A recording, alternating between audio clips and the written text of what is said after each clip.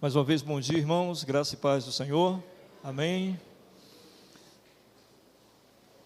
Vamos dar continuidade à nossa série de mensagens no Evangelho de Lucas. Então, quero convidar os irmãos a abrir em Lucas, capítulo 5, onde nós paramos, e nós vamos ver a partir do versículo 12. Lucas, capítulo 5, a partir do versículo 12.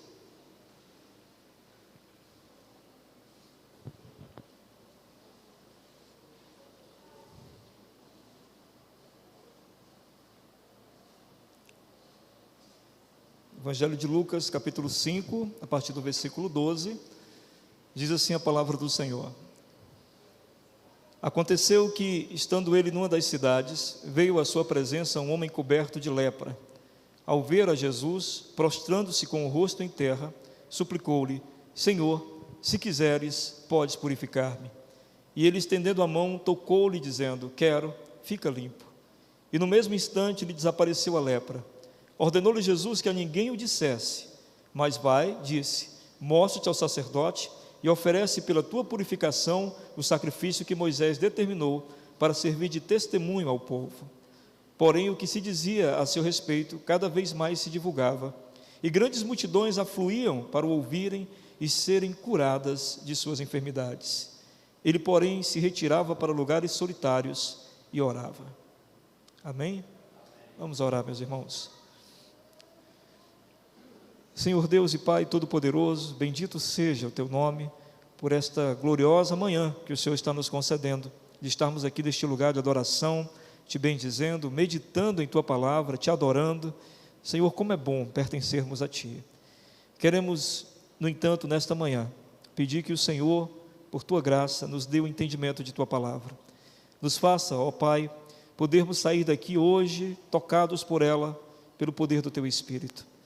Dá-nos a condição e o entendimento para que nós possamos assim, ó Deus, compreender o que significa ser curado pelo Senhor, o que significa, ó Pai, ser perdoado, sarado para a Tua glória. Permite então que a Tua palavra fale poderosamente a todos nós. Tenha misericórdia do homem que está aqui à frente, que é pecador e necessitado de Tua graça, e dá-me, ó Pai, a condição de falar em Teu nome. Assim nós te oramos, em nome de Jesus, amém. Bem, nós vimos aqui um dos milagres de Jesus, talvez um dos milagres mais gloriosos, digamos assim, dentro do contexto cultural deles. Eu sei que a gente olha para outros milagres e acha incrível, como por exemplo a multiplicação de pães e peixes, ou a volta de pessoas que estavam mortas à vida, mas esse milagre tem um contexto cultural muito interessante. Porque o leproso, naquela cultura de Jesus, era alguém completamente excluído da sociedade. Quando alguém se descobria com lepra, e a lepra naquela época nem sempre era a lepra que nós conhecemos hoje, né? Mas qualquer doença de pele era considerada lepra. E imediatamente quando a pessoa apresentava os sintomas, ela era afastada da sua família, afastada da comunidade, afastada da cidade, era colocada no local de refúgio. E essa pessoa, ela não podia se aproximar mais das pessoas que estavam sãs. Se aproximasse, tinha que gritar de longe: leproso, leproso, para que as pessoas pudessem se afastar. Então, aqui está o grande contexto desse milagre, né? Porque era uma criatura colocada à margem da sociedade, colocada de longe da sociedade, e uma pessoa a qual todos tinham medo. Para os irmãos terem uma ideia do tamanho do preconceito que se criava, né, pelo medo de ser contagiado, se uma pessoa, por exemplo, criasse galinhas, ninguém mais comprava os ovos daquelas galinhas porque o indivíduo estava com lepra. Eles achavam que tudo ali estava contaminado, as roupas, a casa era queimada, a pessoa perdia a família, perdia o seu lar, então era uma coisa bem absurda mesmo. Por isso, esse milagre de Jesus, dentro do contexto cultural, é uma coisa que deve ter mexido muito com a realidade daquelas pessoas, porque afinal era uma coisa que para eles era irreversível, a não ser pela misericórdia de Deus. E Jesus então está ali agindo poderosamente pela misericórdia de Deus. Tanto que, quando Jesus cura este homem, Jesus diz a ele: olha, não conte para ninguém, e vá ao templo oferecer sacrifício ao Senhor para a gratidão pelo que te aconteceu. Porque era isso que acontecia. Quando alguém, por acaso, era curado milagrosamente, ou porque a doença não era lepra, era outra coisa e eles pensavam que era lepra, então, com o passar do tempo, a pele ficava tranquila, boa. Então, a pessoa ia ao templo, e no templo, o sacerdote observava o corpo da pessoa, se realmente estava curado, e ao constatar que estava curado, era oferecido um sacrifício de louvor ao Senhor, em gratidão por aquilo. Então, Jesus está tirando, o mérito de si mesmo, apontando para o Pai, dizendo, vá lá, porque foi o Pai que lhe curou, foi o Pai que lhe permitiu isso, então vá até o templo, para poder celebrar ao Pai em relação a isso. Então, aí está o grande contexto cultural, e por isso eu disse, o milagre é muito relevante no ministério de Jesus nesse sentido. Mas o que esse milagre tem a nos ensinar? Quais são as lições que nós podemos tirar deste milagre para nossas vidas hoje, para a nossa realidade hoje? Tem coisas bem preciosas aqui. A primeira delas é, não tema se aproximar de Jesus. Eu sei que pode parecer estranho, mas tem gente que tem medo de se aproximar de Jesus. Vamos ver o verso 12, o que ele diz. Aconteceu que, estando ele em uma das cidades, veio à sua presença um homem coberto de lepra. Veio à presença de quem? De Jesus. Um homem coberto de lepra. Ora, como eu falei para vocês, se dentro do contexto cultural todas as pessoas se afastavam de um leproso, o que diria então um leproso para se aproximar de Jesus? Era bem complicado, né? Jesus estava sempre cercado por multidões. E aí, quando esse leproso se aproximou, provavelmente todo mundo fugiu, todo mundo correu. Não sei se ele anunciou-se ou se ele só se aproximou. Era comum se anunciar, o texto não diz que ele se anunciou, que ele não gritou de longe, leproso, mas que ele só se aproximou. Então, quando ele se aproximou, se alguém o viu, fugiu. E aí o texto diz para nós que ficou Jesus, somente Jesus. E aí é que vem a grande maravilha de nós podermos entender isso, porque quando o leproso se aproxima, Jesus o recebe. Ninguém o receberia, mas Jesus o recebe. E aí é que está a grande questão, de nós não temermos nos aproximar de Jesus, porque Jesus sempre irá nos receber. Não importa quem nós somos, não importa como nós estamos, não importa o que estamos fazendo, não importa como as pessoas olham para nós e nos veem. Jesus, se nós nos aproximarmos, nos receberá. Eu sei que as pessoas, com o passar do tempo, elas acabam não querendo mais nos receber. Elas não aguentam mais ouvir a nossa mesma história. Elas não aguentam ouvir as nossas mesmas murmurações. Elas não aguentam ouvir as nossas reclamações. E muitas vezes elas nem sabem lidar com as nossas situações. É muito difícil, por exemplo, lidar com uma pessoa que está com depressão. É muito difícil lidar com uma pessoa que tem uma enfermidade a qual nós não sabemos o que fazer em relação a isso. Então, a gente costuma muitas vezes dizer, olha, eu só posso orar. Como se a oração fosse uma coisa que não fosse tão grandiosa assim, né? Eu só posso orar. Há situações em que nós não sabemos mais como receber as pessoas. E aí, muitas vezes nessas situações, as pessoas fogem das pessoas, de acordo com os problemas delas. Mas Jesus não. Jesus nunca foge. Jesus sempre nos recebe. Uma das provas de que Jesus sempre nos recebe é nós estarmos aqui neste domingo.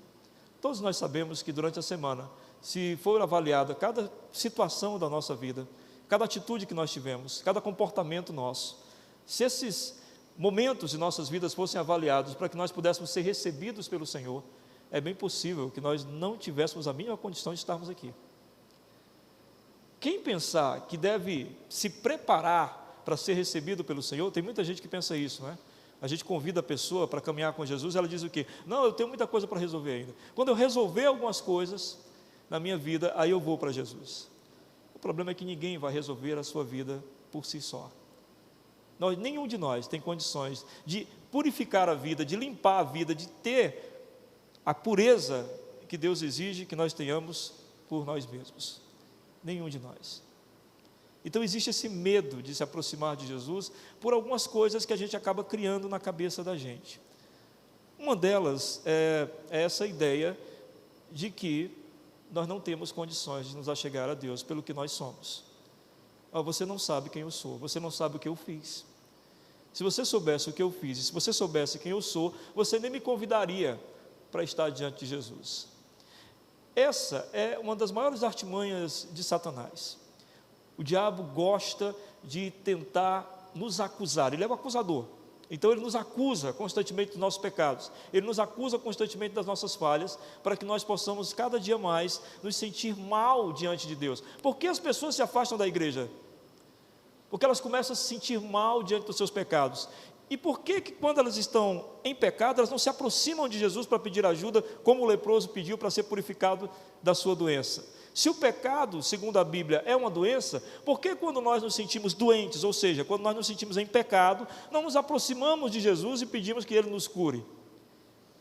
Porque o acusador, o diabo, diz que os nossos pecados nos impedem de ser recebidos por Jesus.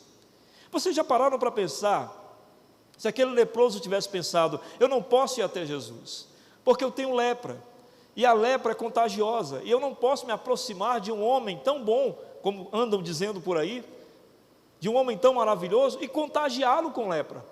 Eu não posso me aproximar, se qualquer pessoa pode se aproximar dele, menos eu. No entanto, algo tocou o coração daquele homem, e o convenceu de que ele poderia ir à presença de Jesus, e que ele não contaminaria Jesus, e que Jesus o receberia. Os irmãos entendem por que nós nos afastamos às vezes de Deus e da igreja? Porque o diabo nos convence de que pelo pecado que cometemos, não temos mais o direito de ir até Jesus. E se não temos mais o direito de ir até Jesus, quem vem a cultuar a Deus, se não tem o direito de estar diante de Deus? Veja que artimanha o diabo pode armar para nós. A segunda coisa pela qual as pessoas temem se aproximar de Jesus, é porque elas acreditam mesmo, muitas vezes, que o pecado é a melhor coisa, e que viver sem o pecado deve ser muito ruim. Então essas pessoas estão convencidas de que a vida delas é o pecado. Elas se convencem de tal forma que elas pensam, olha, eu não consigo viver sem isso. O problema é que elas nunca experimentaram a substituição disso. Sabe, uma coisa é você ter alegria na pornografia, uma coisa é você ter prazer na mentira, uma coisa é você ter uma satisfação na vaidade, no orgulho. Outra coisa é você experimentar o efeito diferente disso. Uma coisa é você experimentar a alegria em Deus, uma coisa é você experimentar o prazer de amar uma pessoa e respeitar uma pessoa só. Outra coisa é você aprender a viver com humildade e respeito aos outros. Essas possibilidades, nenhuma delas são experimentadas, e por isso as pessoas acreditam que o pecado é a melhor forma de se viver. E aí pensam, se tirar o pecado de mim, tiram minha vida. É por isso, meus irmãos, que muita gente acha que caminhar com Jesus é ser privado da vida. É como se arrancasse de nós a existência. Quando a Bíblia diz muito pelo contrário, que quando nós conhecemos a Jesus é que nós começamos a viver. A Bíblia diz para nós que nós estávamos mortos em nossos pecados, em nossos delitos, e aí quando nós conhecemos Jesus, Ele nos deu vida, e vida em abundância. Nós não sabíamos como era viver, e em Cristo nós começamos a viver. Então essa é mais uma artimanha do diabo, nós acharmos que sem o pecado a gente não tem vida.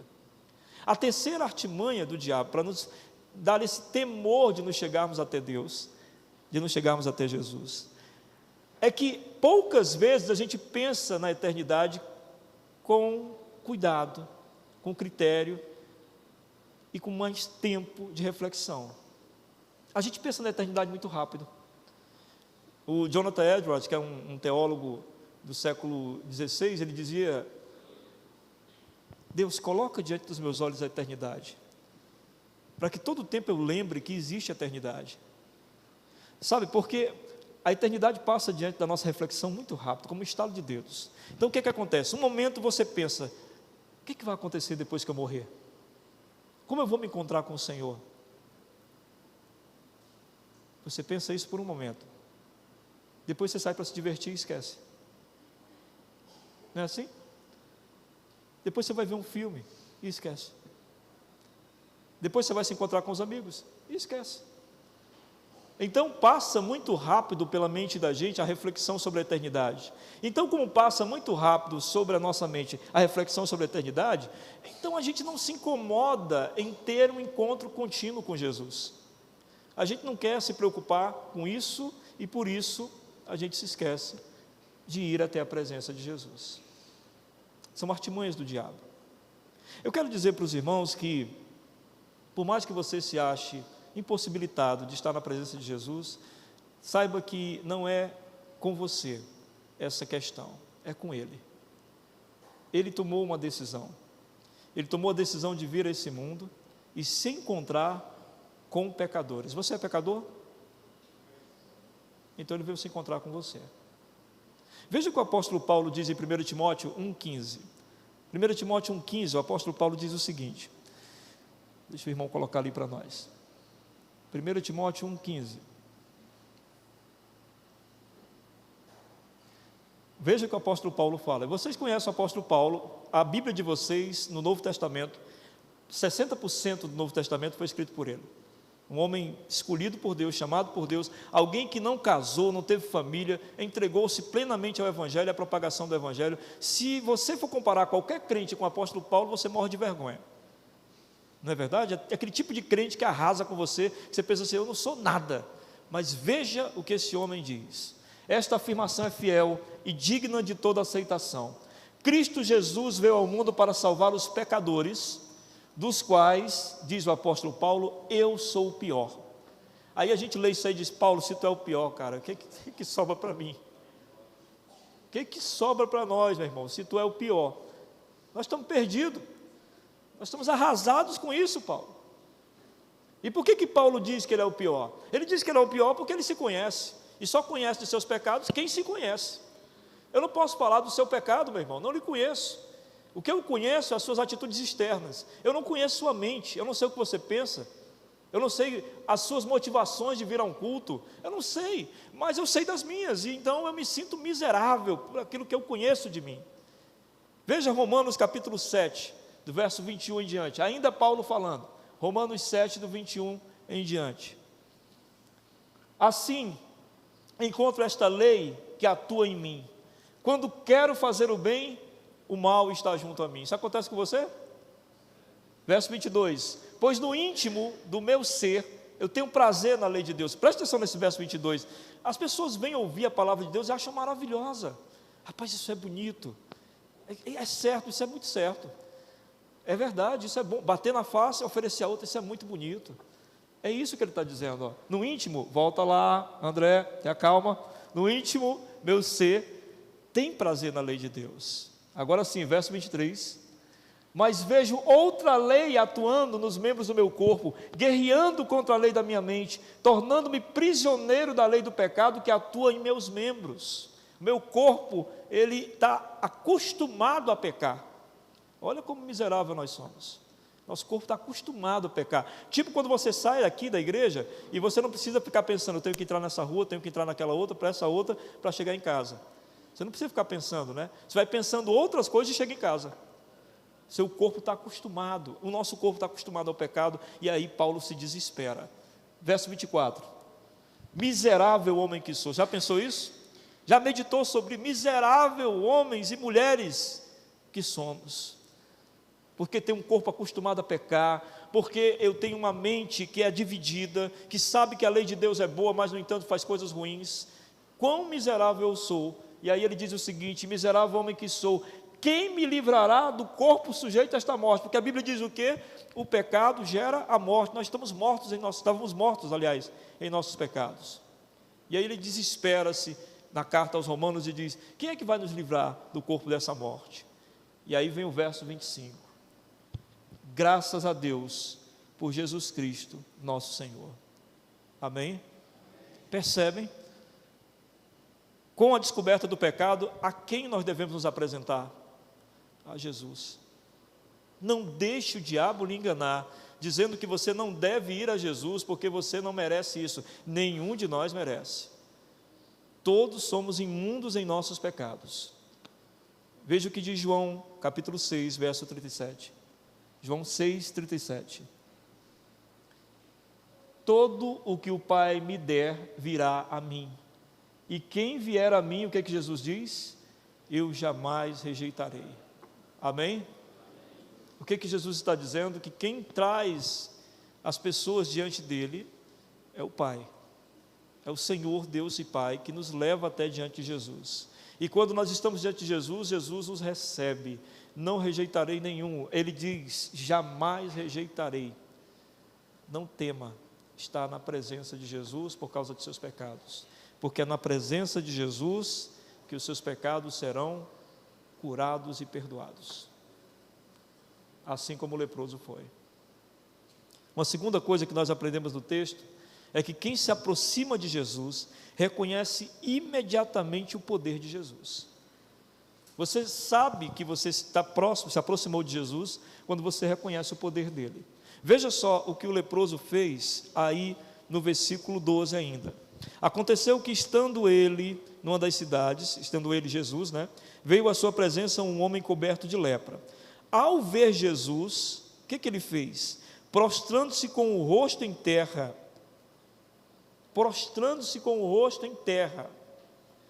Esse leproso era um judeu, porque quando Jesus o cura, manda ele ir ao templo. Um judeu jamais se prostraria diante de outro homem, jamais, porque é um pecado terrível, a idolatria. Um judeu não se prostra diante de imagens e nem diante de homens, só no templo, na presença do Deus vivo. E aí, quando este homem é recebido por Jesus, e Jesus não foge dele, o que este homem pensa imediatamente? Eu estou diante de um homem santo, eu estou diante de um profeta do Senhor, eu estou diante de uma manifestação de Deus, e por isso ele se prostra. Interessante que no Antigo Testamento, quando isso acontecia, e algumas pessoas, ao verem um profeta fazer algo maravilhoso, se prostravam aos pés dos profetas, ou no Novo Testamento, por exemplo, quando viam os discípulos fazer coisas grandiosas e as pessoas se prostravam, eles imediatamente diziam o quê? Levante-se, eu sou homem. E as pessoas se levantavam. Com Jesus não. Esse homem se prostra e prostrado ele fica, porque Jesus é Deus. Deus, meus irmãos. Esse homem está diante de Deus. Você sabe que está na presença do Senhor, você sabe que está na presença de Jesus, quando você tem temor a Jesus, quando você honra a Jesus, quando você respeita a Jesus e quando você reconhece o poder de Jesus. Reconhecer o poder é exatamente o que ele diz em seguida: Senhor, se quiseres, podes purificar-me. Ele reconhece que tudo procede do Senhor. Você só sabe que está realmente na presença do Senhor quando você entender que você não pode dar jeito nos seus pecados. Você não tem condições para isso, você não tem força para isso. Não adianta você bater o pé e firmar e dizer, nunca mais vou fazer, porque você vai fazer, porque a sua natureza é pecaminosa, porque você precisa de um milagre que reverta isso, que mude a sua natureza, que lhe faça nascer de novo, é o que a Bíblia diz. Então aquele homem que tem lepra, ele tinha consciência, da lepra, eu, por mais esforço que eu faça, jamais poderei me livrar dela. Mas esse homem que está aqui, que me recebeu e que não temeu estar junto ao leproso, é um homem santo, é um homem de Deus e poderoso para fazer qualquer coisa em minha vida. Então, se o Senhor quiser, o Senhor pode me purificar. Note o que ele diz: se o Senhor quiser. O Senhor é soberano. Se o Senhor não quiser, me mande de volta para o meu lugar e eu irei, sem nenhum arrependimento de ter se prostrado. Alguns dos nossos pecados, eles são insistentes, porque nós também somos insistentes em achar que podemos vencê-los sozinhos. Por isso eles continuam nos perseguindo. Mas quando a gente chega para Jesus e diz: Senhor, só Tu tem o poder de mudar a minha maneira de ser, de pensar e de agir. Só Tu pode fazer esse milagre. Algumas pessoas ficam procurando milagres, sabe, esses milagres do dia a dia, esses milagres espetaculares, de gente voltando a enxergar, de paralíticos voltando a andar. Não duvido de nada disso, mas o grande milagre mesmo, não é um paralítico voltar a andar e continuar em pecado, não é um cego voltar a enxergar e continuar pecando. O grande milagre somos nós podermos estar diante de Jesus com a capacidade de vencer o pecado e de continuar tratando o pecado como algo incômodo e tendo prazer na lei do Senhor. Isso é um milagre. Milagre que não adianta, não importa a sua idade. Se você é mais velho e você acha, esse milagre para acontecer no mais velho é mais fácil. Não é, porque ele vem de anos de pecado. Esse milagre para acontecer no mais jovem é mais fácil, porque como ele é jovem, aí a mente dele absorve tudo agora. Não. Ele é jovem e está com uma vontade imensa de descobrir um monte de coisas que ele não conhece.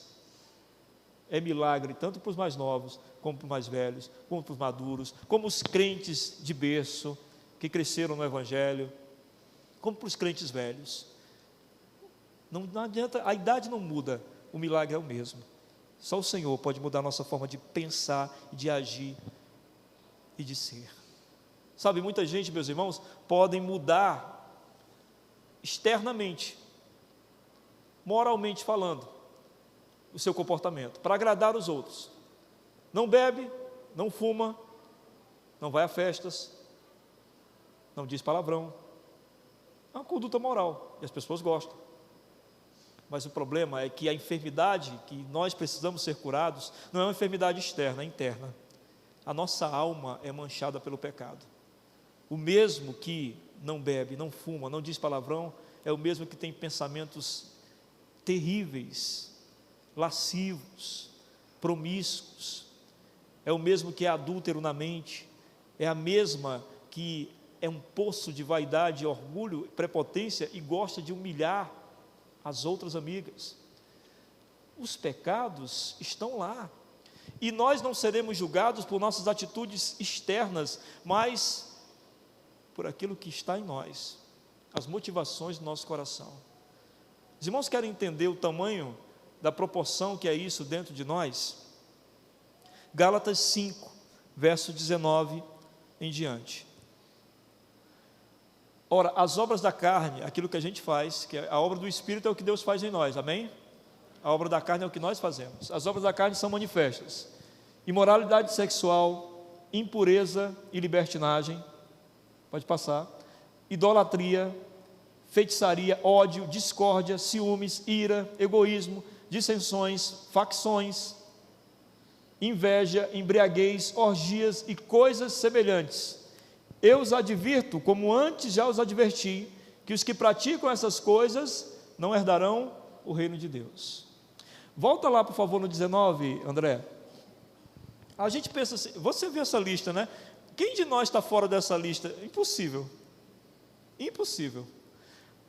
As obras da carne são imoralidade sexual, impureza, libertinagem, pode passar. Idolatria. Até da idolatria a gente não está fora. A gente idolatra esposa, idolatra filho, idolatra amigo, idolatra igreja, idolatra pastor, e sai idolatrando. Nós não estamos fora de nada disso. É por isso que eu disse para os irmãos, é necessário que aconteça um milagre para que nosso coração seja transformado e a gente odeie isso aí, a gente não queira mais isso aí e deseja viver uma nova vida em Cristo. Só Ele pode fazer isso por nós. João capítulo 3, verso 3, veja o que Jesus diz. João 3:3. Digo-lhes a verdade, é Jesus dizendo: ninguém pode ver o reino de Deus se não nascer de novo. Amém? Imagina aquele leproso, abandonado, colocado à margem da sociedade, longe da família, perdeu todos os seus bens, e agora Jesus restaura seu corpo. Digam a verdade, esse homem nasceu de novo. Quando alguém sofre um acidente, não é? E é um acidente horrível, e a pessoa sobrevive, o que a gente costuma dizer? Fulano nasceu de novo. O que a gente está dizendo é, foi-lhe dada a nova oportunidade. Mas esse nascimento de novo que o Senhor Jesus nos dá, é muito mais do que uma nova oportunidade. É simplesmente o perdão total dos nossos pecados, passado, presente e futuro, e a capacidade dada pelo Espírito Santo de odiarmos o mal e amarmos o bem. É Deus nos guardando para o seu reino, nos protegendo para o seu reino. Em 1 Coríntios 6:11, veja o que o apóstolo Paulo diz à igreja de Corinto: assim foram alguns de vocês, citando pecados, né? Mas vocês foram lavados, foram santificados, foram justificados no nome do Senhor Jesus Cristo e no Espírito de nosso Deus. Amém? Glória a Deus. Você não estaria nessa apatia se você soubesse o que isso significa. Meu irmão, olha o que isso está dizendo aqui para nós. Nós fomos lavados, nós fomos santificados. Diante de Deus nós somos santos, limpos, nenhuma mancha. Nós fomos justificados. O que nos justifica? Quando nós chegarmos no céu, por que o Glauberto pode entrar no céu? O anjo perguntaria. E o Glauberto diria, porque eu fui uma pessoa boa, porque eu fiz isso, porque eu fui aquilo, porque eu frequentava a igreja. E o anjo dirá, Glauberto, aqui não é o seu lugar, eu sinto muito.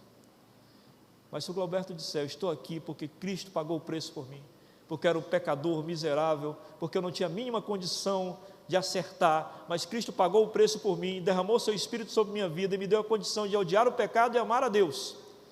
E o anjo dirá, Glauberto, seu lugar é aqui. Porque nós fomos justificados no nome do Senhor Jesus Cristo. Nós carregamos o nome de Jesus. Quem vai chegar no céu não é Mirlena, é Jesus que está na Mirlena. E aí ele diz que o Espírito do nosso Deus está sobre nós, para nos santificar. Amém? Eu não resisto a ler para vocês Efésios capítulo 2 também. Coloca aí, André, por favor. Efésios 2. Vocês estavam mortos em suas transgressões e pecados. Verso 2. Nos quais costumavam viver, quando seguiam a presente ordem deste mundo e o príncipe do poder do ar, que é o diabo, o espírito que agora está atuando nos que vivem na desobediência. O diabo atua na desobediência. Verso 3. Anteriormente todos nós também vivíamos entre eles, não era assim?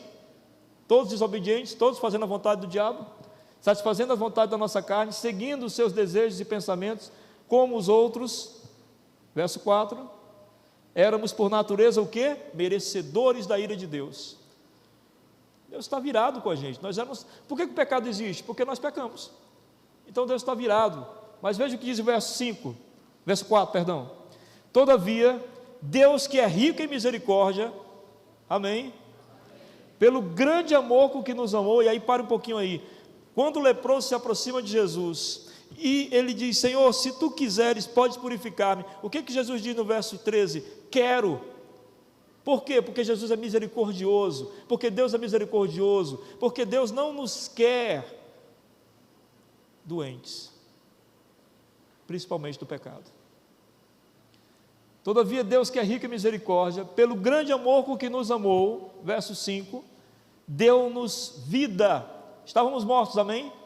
Ele nos deu vida com quem? Com Cristo. Quando ainda estávamos mortos em transgressões, nós somos salvos por quê? Pela graça. Nós não merecemos, mas Ele fez isso por nós. O leproso fez o quê para merecer a cura? Jesus perguntou ao leproso, mas me diga uma coisa, você tem frequentado um templo? Não, não pode, né? Mas você tem orado? Você tem lido as Escrituras? Você tem pensado em Deus? Como está a sua vida com Deus? Jesus perguntou isso. Jesus só disse, eu quero que você seja limpo. Eu quero lhe curar. E aí é a terceira lição que nós aprendemos. O braço do Senhor não está encolhido para que não possa nos socorrer. O Senhor sempre estende a sua mão. Você lembra aquele cântico que a gente canta quando Jesus estendeu a sua mão?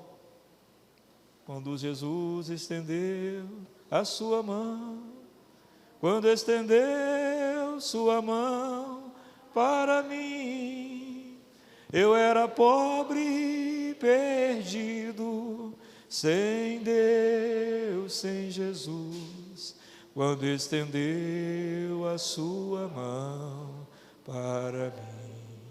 Quem é tolo de saber que Jesus estendeu a mão e não estender de volta? Terrível, não é? Quão terrível coisa é saber que temos um Deus que estende sua mão em nossa direção e nós recolhemos a nossa.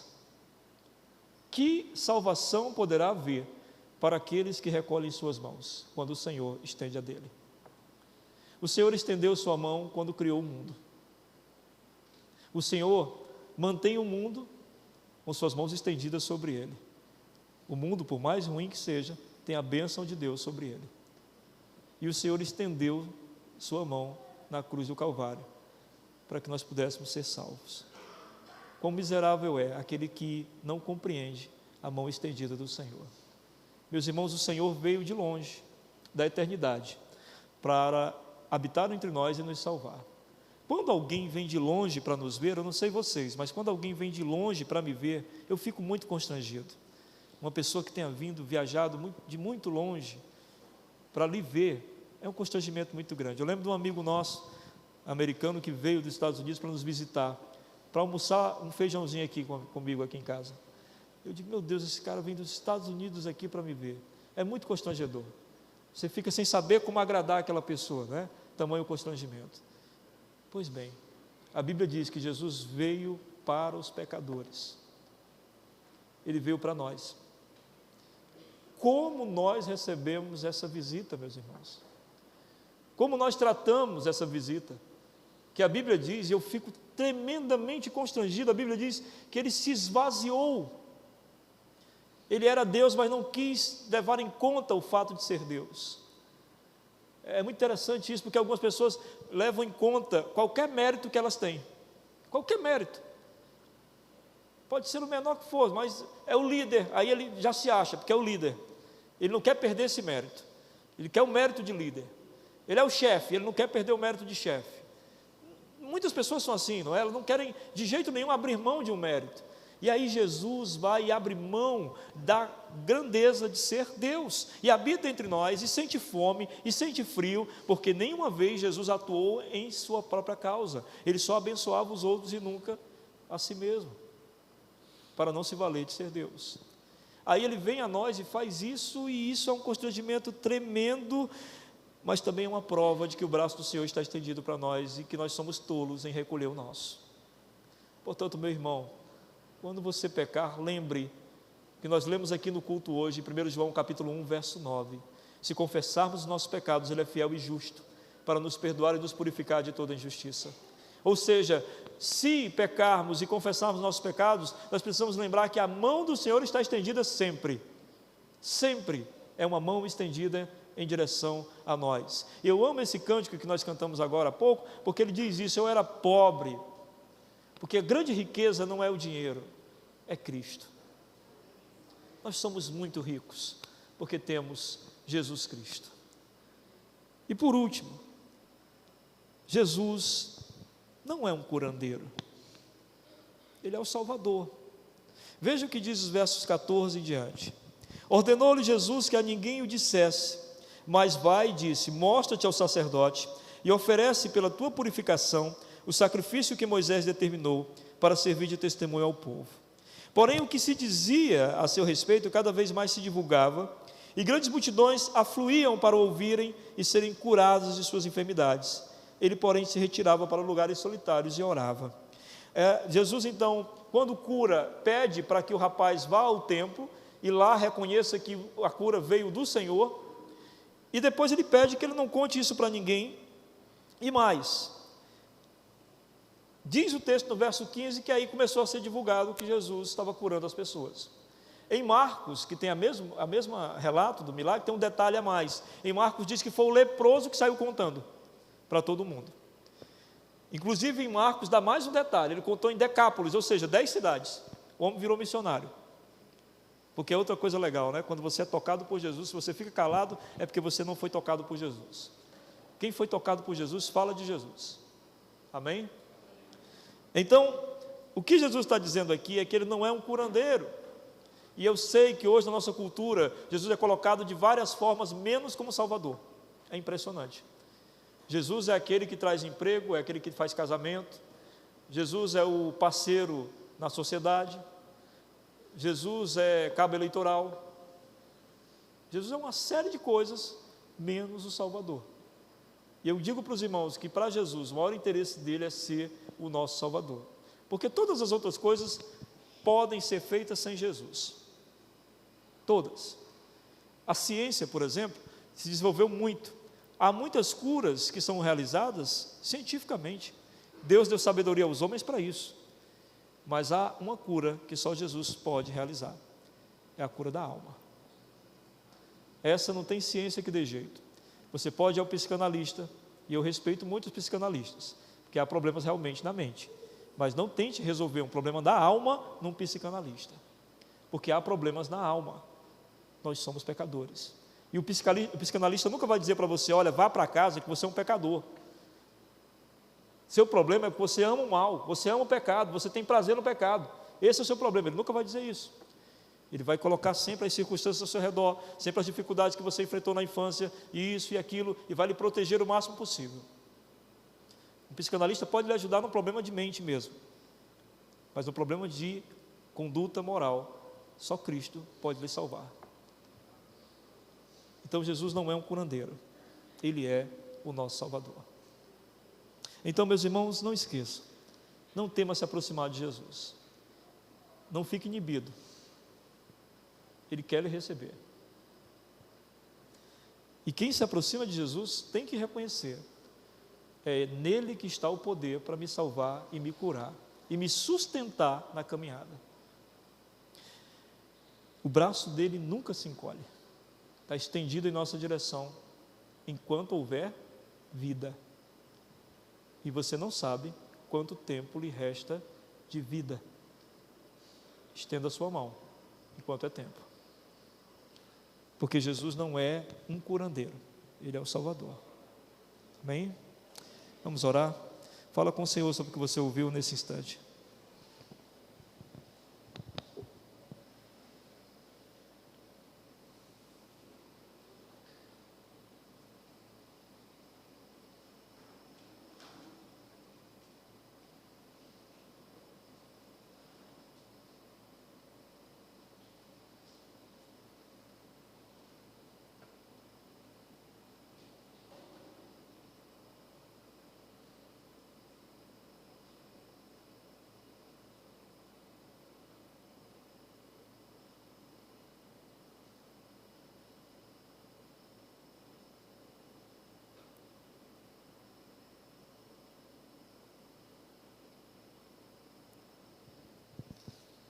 Muito obrigado, Senhor, por nesta manhã